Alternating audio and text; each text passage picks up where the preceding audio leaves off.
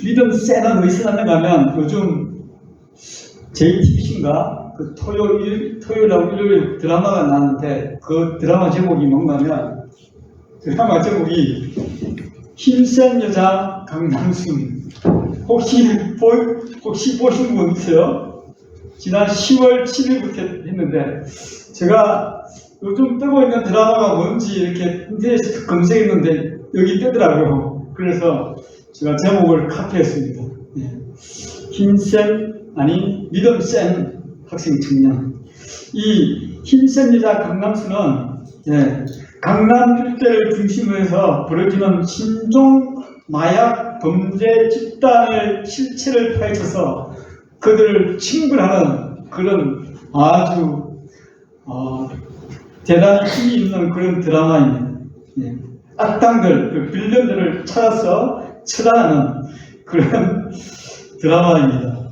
거기 보면 타고난 계력을 지닌 모녀 세 분이 나옵니다. 그 타고난 계력을 지닌 모녀들이 악당과 싸우고 때로는 한 장면을 봤는데 그 불난 집에서 이렇게 아이들이 그 아파트에서 불이 나는데 도망 나오지 못하는 그 순간에 이 지상에서 힘을 발휘하고 바로 뛰어 올라가지고 불타고 있는 집에서 아이들을 구원해내더라고요. 이것은 바로 우리가 잘 알고 있는 슈퍼맨이나 또 우리가 잘 알고 있는 원더우먼, 그죠? 그리고 스파이더맨, 이런 역할을 하는 사람들이. 그러니까 악당을 번쩍 들어가지고 웅덩이에 팍 던지가 악당이 쫙 까올라가지고 땅에 팍 들어가지고 그 엄청 재미있는 드라마입니다. 시간 되시면 한번 보시기 바랍니다. 현대를 살아가는 우리 모두에게 필요한 것이 계력입니다. 특별히 우리 젊은 청소년들에게 제가 필요한 것이 이 계력이라고 생각합니다. 왜냐하면 우리 청소년들이 공부한다고 지쳐있고 여러 가지 문제로 지쳐있지 않습니까? 그런데 힘이 필요합니다. 특별히 여러분들이 가져야 될 힘은 믿음의 힘이라고 저는 확신합니다. 믿음의 계력을 가지고 죄로 더럽혀진 이 세상을 하나님의 정의와 공의를 세우고 하나님의 사랑이 넘치는 하나님의 나라로 변화시키는 청년이 되기 위해서는 믿음이 센 청년 학생이 되어야 됩니다. 그럼 우리가 어떻게 하면 믿음이 센 학생과 청년이 될까요? 첫 번째, 기도하는 청년 학생이 되어야 됩니다. 한번 따라하겠습니다. 기도하는 학생 청년이 되자. 기도하는 학생 청년이 되어야 믿음 센 학생 청년이 될 수 있습니다. 그래서 이 세상을 변화시키는 사람이 될 수 있습니다. 지난주 본문을 마가복음 보면서 8장에 보면 이제 예수님이 순환 예고를 하시고 예수님이 베드로와 야고보와 요한을 데리고 높은 산에 올라갔다 했죠. 그 높은 산 이름이 뭐라고 했습니까? 혹시 기억하십니까? 헐몬산이었죠. 2,800m, 3,000m 가까이 되는 그 높은 산에 예수님이 올라가셔가지고 그 제자들과 함께 기도하는 중에 예수님이 천상의 모습으로 정말 눈부신 모습으로 변화되었습니다. 그래서 모세도 나타나고 엘리야도 나타난 놀라운 경험을 그 세 제자가 합니다. 그리고 그런 경험을 하고 난 다음 예수님이 그들 제자들을 세명과 내려오면서 너희들이 이 본 장면은 내가 죽었다가 다시 살아날 때까지 절대로 다른 사람에게 말하시면 안 된다 하고 말하시면서 산을 내려왔습니다. 산을 내려오는데 산을 내려와서 보니까 큰 일이 생긴 거예요. 그 나머지 12명 중에서 3명 때문에 몇 명입니까? 네? 12명 중에 3명 때면 9명이죠. 9명의 제자가 다른 사람에 둘러싸여가지고 많이 뜯기고 있는 거예요. 한마디로 소름 나오고 있는 거예요. 그래서 이게 무슨 일이냐 하고 예수님과 그 세 제자가 다가가니까 왜 이런 일이 생기는가 하면 막 어릴 때부터 귀신이 사로잡혀서 물속으로 뛰어들고 물속으로 뛰어들고 막 거품을 내고 개상한 소리를 지르는 그 아이를 가진 아버지가 이 아이를 고치고 싶어서 제자들에게 데려갔는데 제자들이 그 아이를 고치지 못했어요. 못하고 쩔쩔매고 있는 거예요. 쩔쩔매고 있으면서 사람들이 둘러싸여서 왜 너희들은 고치지 못하느냐, 왜 이렇게 하느냐 하면서 이렇게 막 비난과 조롱을 당하고 있습니다. 한마디로 완전 이렇게 헤매고 있습니다. 그때 예수님은 그 아이를 불러서 그 귀신을 쫓아냅니다. 예수님의 이름을 쫓아내고 그 아이를 말짱한 아이로 회복시켜줍니다. 슈퍼맨 예수님. 예수님. 그러고 난 다음 예수님이 그 사건의 현장을 떠나시고 집에 들어가자 제자들이, 혼이 났던 제자들이, 많은 사람들이 뜯겼던 그 제자들이 예수님께 조용히 물어봅니다. 예수님, 왜 우리는 귀신을 쫓아내지 못했습니까? 라고 물어봅니다. 그때 예수님이 말씀하십니다. 마가복음 9장 29절, 우리 다 같이 읽겠습니다. 시작. 이르시되 기도 외에 다른 것으로는 이런 종류가 나갈 수 없느니라 하십니다. 기도 외에는 다른 것으로는 이런 능력이, 그런 귀신을 쫓아내는 능력이 있을 수가 없다라고 말씀하신 것입니다. 우리가 사람이 믿음이 있다, 믿음이 없다를 어떻게 알 수 있겠습니까? 저 사람 믿음이 있다, 저 사람 믿음은 좀 별로야, 이렇게 어떻게 알 수 있을까요?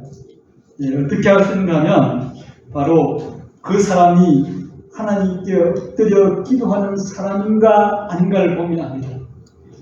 믿음의 사람은 기도하는 사람입니다. 전능하신 하나님이 우리 모든 문제를 능히 해결할 수 있는 분으로 믿고 그분께 나아가서 그분께 엎드려 기도하는 사람이 진정으로 믿음 있는 사람입니다. 제자들은 자기들에게 주어진 그 문제를 가지고 엄청 실험했습니다. 실험했겠죠. 진땀이 났겠죠. 계속 귀신을 쫓아내려 해도 계속 쫓아내지 않으니까 얼마나 땀이 났겠습니까? 진땀을 흘리면서 그 문제와 실험했을 것입니다.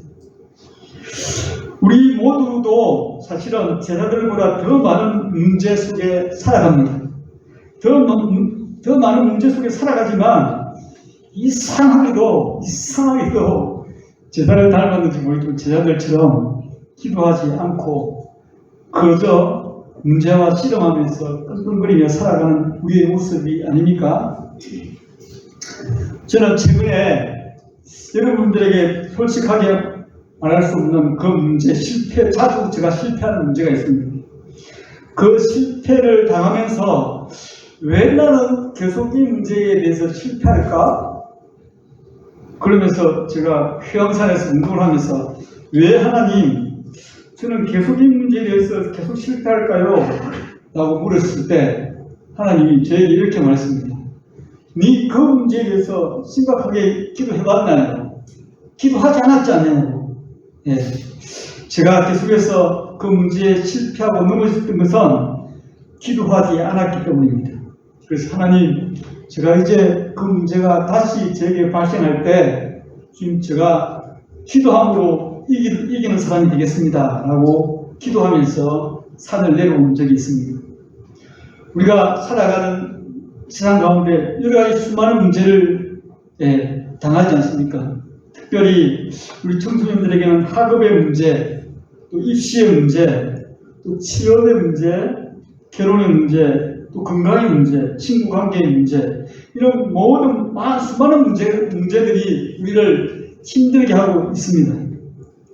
그런데 많은 사람들은 그 문제에 종이 되어서 어떻게 할지 갈팡질팡하고 살아가는 사람들이 많이 있습니다. 우리가 기도하면 우리를 괴롭히는 그 문제에 종이 되지 않고 그 문제를 다스리는 힘이 생깁니다. 있습니까? 기도하는 사람은 그 문제의 정답을 찾든지 못 찾든지 그 문제가 해결되든지 해결 안 되든지 문제 위에 계신 하나님을 바라보므로 그 문제에 종이 되지 않는다는 것입니다. 기도하는 사람만이 경험할 수 있는 놀라운 축복입니다. 우리가 겪고 있는 여러 가지 문제를 하나님이 정말로 아신다고 믿는다면, 그리고 그 문제를 능히 감당할 수 있는 능력이 하나님께 있음을 믿는다면, 그리고 그 문제들을 통하여서 하나님은 신실하게 선한 일을 이루실 분이라는 것을 믿는다면, 그리고 하나님은 우리에게 가장 좋은 것으로 응답하시는 분이라는 사실을 믿는다면, 여러분 기도하지 않겠습니까? 우리가 믿지 않기 때문에 기도하지 않는 것입니다. 로마서 8장 28절, 우리가 알거니와 하나님을 사랑하는 자, 곧 그의 뜻대로 부르심을 입은 자들에게는 모든 것이 협력하여 선을 이루느니라 라고 약속해 주었습니다. 그렇기 때문에 우리가 하나님의 그 신실하심을 믿을 때 우리는 기도하게 되고, 그 기도를 통하여서 우리는 그 문제에 종이 되지 않는 사람이 됩니다. 그 문제에 질질 끌려다니지 않는 사람이 됩니다. 그 문제에 위에서 승리하시는 하나님과 함께 살아가는 것입니다.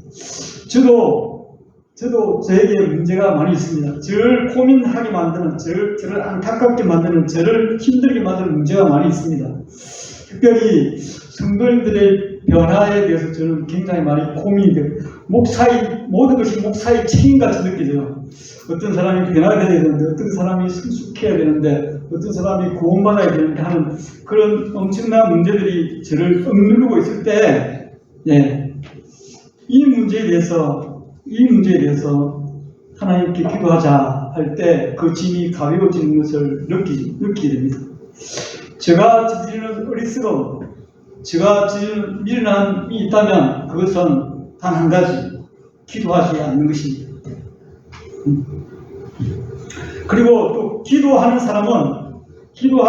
청년은 만약에 일이 잘 되었을 때, 기도를 통해서 성공했을 때, 예를 들면 입시 문제가 해결되고 취업 문제가 해결되고 친구 관계가 너무 좋아졌을 때, 그때 기도하는 사람은 교만하지 않습니다. 왜냐하면 하나님께서 은혜로 이 문제를 해결해 주셨고 내게 복 주셨다는 것을 알기 때문입니다. 그래서 기도하는 청년은, 학생은 교만하지 않습니다. 기도하는 학생은 그 성공을 자기만을 위해 사용하지 않습니다. 그 성공을 하나님 나라와 이웃을 위해서 기꺼이 나누어 주는 사람이 될 줄 믿습니다. 믿음이 센 학생들이 되어서, 믿음이 센 청년들이 되어서 이 세상의 엄청난 유혹들, 죄를 짓게 만드는 이 세상 가운데서 사탄의 유혹을 물리치고 죄악을 물리치는 저와 여러분 되기를 원합니다. 두 번째, 믿음이 센 학생과 청년이 되기 위해서는 질문하는 청년 학생이 되라. 따라하겠습니다. 질문하는 학생 청년이 되자. 마가복음 9장 31절, 이제 그 장면이 이 아이들을 치유 못해가지고 쩔쩔매던 장면이 지나가고 그 다음 어떤 장면이 등장한다면 예수님이 9장 31절에 보면 두 번째 순환 예고를 하십니다. 이 순환 예고라는 것은 뭔가 하면 예수님이 예루살렘에 올라가서 많은 사람들에게 버림당하고 고통당하고 채찍맞고 고난당하고 십자가의 죽음을 당했다가 3일 만에 다시 살아날 것이라는 예고입니다. 이것이 두 번째 예고를 합니다. 두 번째 예고를 들은 제자들은 그 말씀을 이해하조차도 못하고 또 어떤 질문도 예수님께 던지지 않습니다. 예수님의 순환 예고, 이것은 진짜 제자들이 바로 알아야 될 주제입니다. 여기에 보면 첫 번째 순환 예고에도 제자들은 그것을 이해하지 못할 뿐만 아니라 질문하지 않았습니다. 두 번째 말씀도 마찬가지입니다. 이게 9장 31절, 제가 안 띄워놨는데요. 9장 31절에 보면, 마가복음 9장 31절에 보면 이렇게 해가지고요.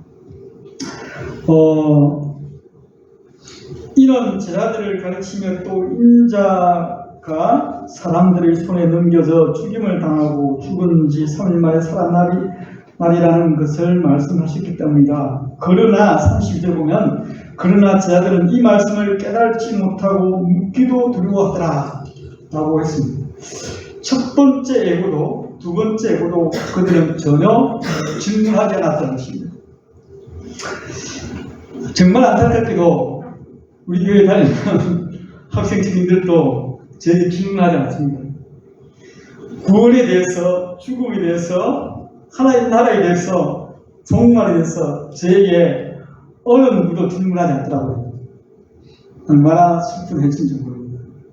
목사님이 이 질문에 대해서 잘 대답하지 못했을까 싶어서 봐주는 차원에서 질문을 안 하는지 모르겠지만 질문을 아무도 안 하더라고요.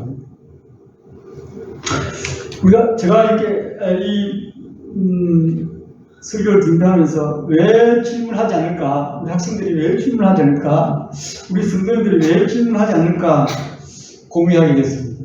질문하지 않는 이유, 저 세 가지를 찾았습니다. 첫 번째, 무관심하기 때문에 질문하지 않습니다.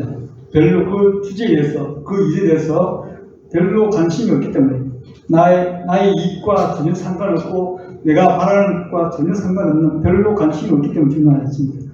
두 번째, 이미 내가 알고 있다고 생각할 때 질문하지 않습니다.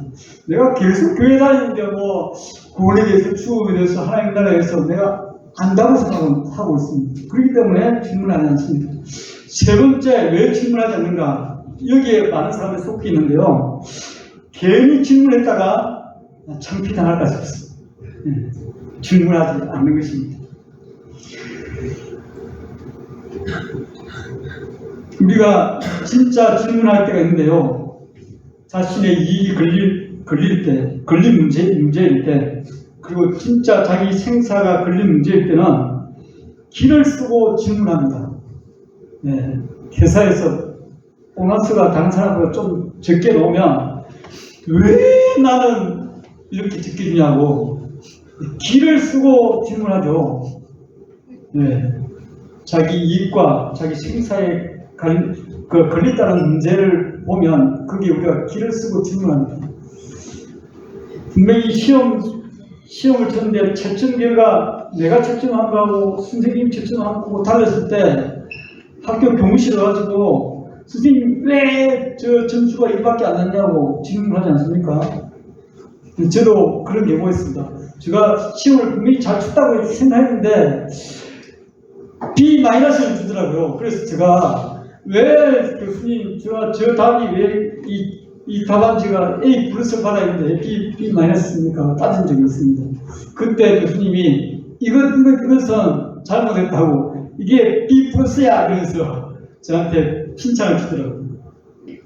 여러분 질문합니다. 구원이, 영생이, 지옥이, 종말이 여러분들에게 정말 관심 없는 주제입니까? 여러분의 생사와 전혀 관계없는 질문입니까? 저는 이보다 더 중요한 질문은 없다고 생각합니다. 우리가 이 세상에 살면서 가장 중요한 것, 준비해야 될 것은 우리가 이 세상, 인간의 장막, 이 육신의 장막을 벗고 난 다음, 그 다음 내가 어디로 갈 것인가 하는 문제, 이 문제가 가장 중요한 문제라고 생각하는데 이 문제에 대해서 아무도 질문하지 않는 것입니다.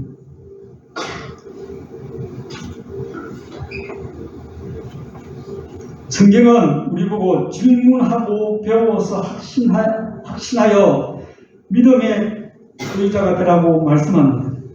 고린도후서 3장 14절 15절 이 말씀은 우리 청년 학생만 크게 읽어보도록 하겠습니다. 고린도후서 3장 14, 15절 우리 청년 학생들만 큰 소리 한번 읽으시기 바랍니다. 시작.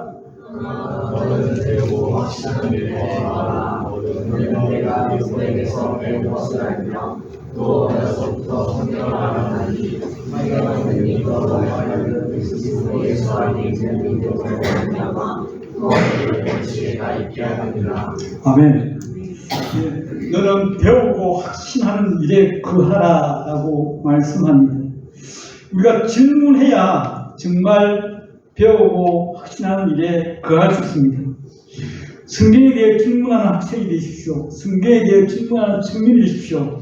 제발 부탁합니다. 하나님 말씀에 대해서 질문하고 또 질문하고 질문해야 믿음이 센 학생 청년이 될 수 있습니다. 우리가 말씀을 이제 말씀 속에 들어가는데요. 말씀 속에 이런 사건이 우리가 접하게 됩니다. 순난 예고에서 질문하지 않았던 제자들이 어떻게 되었을까요? 순난 예고에 대해서 질문하지 않았던 제자들이 어떻게 되었습니까? 질문하지 않았던 제자들은 전부 다 예수님이 십자가 질 때 다 도망가고 말았습니다. 3년 반 동안 그들과 함께 먹고 살았던 그 스승을 전부 다 배반하고 떠나고 말았습니다. 왜? 그들이 순한 예고를 잘 이해하지 않았고 질문하지 않았기 때문에. 만약에 그들이 믿음을 가지고 이게 정말 중요한 주제인 것을 알았다면 그들은 끝까지 십자가 앞에 함께 저도 예수님처럼 십자가에 못 박혀 죽겠습니다 하는 그런 제자가 나타났을 것입니다. 십자가 앞에 죽음 앞에 도망하는 믿음 없는 그런 학생 청년이 되지 않기를 주님으로 축복합니다. 세 번째, 믿음 센 청년 학생이 되기 위해서는 1등을 부끄럽게 만드는 꼴찌가 되어야 됩니다. 자, 다시 한번 같이 읽겠습니다. 1등을 부끄럽게 만드는 꼴찌가 되자. 1등을 부끄럽게 만드는 꼴찌가 되자. 예. 우리가 살아가는 세상은 무조건 크고 힘센 것을 숭배합니다. 특별히 우리 대한민국 사람들은 큰 것 너무 좋아합니다. 큰 것 너무 좋아합니다. 힘센 것 너무 좋아합니다. 그래서 다리만 건설하면 다리를 세우면 전부 다 대교라고 쳐요. 그래, 한강에 있는 다리들이 다 대교예요. 그래서 클대자를 없어서 천호대교, 잠실대교, 한강대교, 가양대교, 우리가 노래로 잘 아는 양화대교, 다 대교로 한국 사람들이 큰 걸 좋아합니다. 그리고 길 이름도 전부 다 클대자를 다 붙여요. 우리가 살아가고 있는 이 이천에도 어떤 대로가 지나가고 있어요? 경충대로, 중부대로 다 대자 붙입니다. 너무너무 좋아합니다. 한국 사람들 큰 거 좋아하고 또 1등 좋아합니다. 1등을 너무너무 좋아해서 싸움도 1등 해야 되고 달리기도 무조건 1등 해야 됩니다. 그리고 먹는 것도 무조건 1등 해야 됩니다. 네, 그리고 1등 너무 좋아해서 비행기를 타도 1등 좌석에 타야 됩니다. 퍼스트 클래스를 좋아합니다. 그래서 개그맨은 이렇게 우리에게 이렇게 말합니다. 1등만 기억하는 더러운 세상이라고. 그만큼 우리 한국 사람, 대한민국 사람, 이 세상 사람들은 1등 앞서는 것, 다른 사람을 지배하는 것 너무너무 좋아합니다. 역시 제자들도 마찬가지였습니다. 오늘 본문 그 다음 본문을 보면요, 제자들이 이제 예수님과 함께 어디로 올라가고 있습니까? 예루살렘으로 올라가는 노중 길 위에 있는 사람들이었습니다. 그 길 위에서 우리가 예루살렘으로 가서 어떤 일을 하지에 대해 관심이 있는 것이 아니라 예루살렘 올라가면 누가 어떤 자리를 차지하지에 관심이 있습니다. 예수님이 마가복음 9장 34절에 보면 이렇게 말합니다. 그들이 잠잠하니 이는 길에서 서로 누가 크냐 하고 질문하였습니다. 예수님이 귀에 안 들릴 정도로 그들이 싸우고 있었다는 것입니다. 내가 예수님 자리 옆에 오른쪽을 앉고 네가 왼쪽을 앉을 것이다 이렇게 싸우고 있습니다. 그런 1등 자리를 차지하기 위해 싸운 제자들에게 예수님은 이렇게 말씀합니다. 우리가 처음에 오늘 설교 시작하기 전에 있는 말씀입니다. 예수께서 앉으사 12제자를 불러서 이르시되 누구든지 첫째가 되고자 하면 무사람의 끝이 되며 무사람을 섬기는 자가 되어야 하리라 라고 말씀하십니다. 믿음 센 사람은, 믿음 센 청년, 학생은 자신을 높인 사람이 아닙니다. 믿음 센 사람은 다른 사람을 높여주는 사람이 믿음 센 사람입니다. 제가 한 가지 예를 들고 오늘 말씀을 마치겠는데요. 여러분, 성경에 더보라라는 사람이 몇 명 나오는지 아십니까? 성경에 더보라는 사사 더보라죠. 여자 사사 더보라. 왜 한 명 더 나옵니다. 성경에 보면 그가 누가 하면 바로 리브가의 유모입니다. 리브가는 누구입니까? 이삭의 아내이죠. 이삭의 아내인데 이삭의 아내를 구하기 위해서 이 아브라함이 늙은 종을 저 멀리 보냅니다. 그 지방에 가서 리브가의 이삭의 아내를 맞이해 옵니다. 그때 리브가가 같이 온 사람이 있었는데, 리브가와 같이 온 사람이 있었는데, 바로 그의 이름이 유모며 그의 이름이 더보라입니다.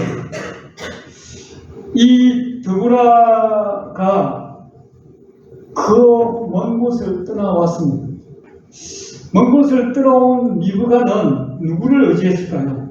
부모님에게 갈 수도 없고, 부모님의 그 당시에 어떻게 보내준 것이 없지 않습니까? 요즘 같은 택배로 보내주어서 딸을 이루할 건데, 그 당시에는 그런 일이 없잖아요. 그래서 누구를 의지하고 그 타향살이를 했을까요? 비록 시집을 왔지만 이 유모 더보라를 의지해서 그가 이 타향살이를 하면서 그 모든 느낌을 꺼냈습니다. 때로는 힘이 되어주고, 때로는 같이 울고, 때로는 같이 슬퍼하는, 기뻐하는 그런 관계가 되었습니다. 철저하게 더보라는 유모 역할을 하면서 리브가를 도왔습니다. 그런데 창세기 35장 8절 보시겠습니다. 창세기 35장 8절, 리브가의 유모 더보라가 죽음에 그를 베델 아래에 있는 상수리 나무 밑에 장사하고 그 나무 이름을 알론 바쿠시라 불렀더라. 이 알론 바쿠시 무슨 뜻인가 하면 통곡의 상수리 나무, 애곡의 상수리 나무입니다. 이 더보라가 듣자 리브가는 자기와 평생 자기를 위해서 희생한 그 여인 더보라를 위해서 통곡했습니다.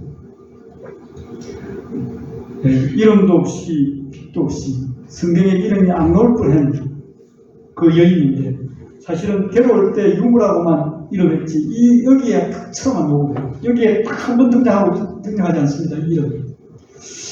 이름도 없이 빛도 없이 자기를 위해서 희생해주는, 자기의 삶을 빛나게 만들어주는 그녀의 죽음을 통해서 그 이름을 알론 바쿠시라 했습니다. 사랑하는 우리 형제 자매님 여러분, 학생 청년 여러분, 우리는 이 땅에 살아가면서 다른 사람을 빛나게 만드는 사람들입니다. 나중에 누군가 이런 고백을 듣는 사람이 누군가로부터 내가 당신 때문에 참 행복했어요. 내가 당신 때문에 이 세상에 살맛이 났어요. 라고 그런 고백을 듣는 우리 모두가 되기를 원합니다. 우리 예수님은 온 인류의 유모로 왔습니다. 온 인류의 유모가 되어서 그분은 그의 목숨을 다 내주면서까지 우리를 섬겨주었습니다. 그래서 우리가 오늘 이렇게 거룩하신 하나님 앞에 예배드릴 수 있는 사람이 되었습니다. 그래서 우리는 죽음에서 자유하고 모든 것에서 자유한 그런 삶을 누리게 되었습니다. 우리 모두도 예수님처럼 자신을 내어주는, 그래서 1등을 부끄럽게 만드는 그런 믿음의 짱이, 믿음 센 우리 성도들이 되기를 주님의 이름으로 축복합니다.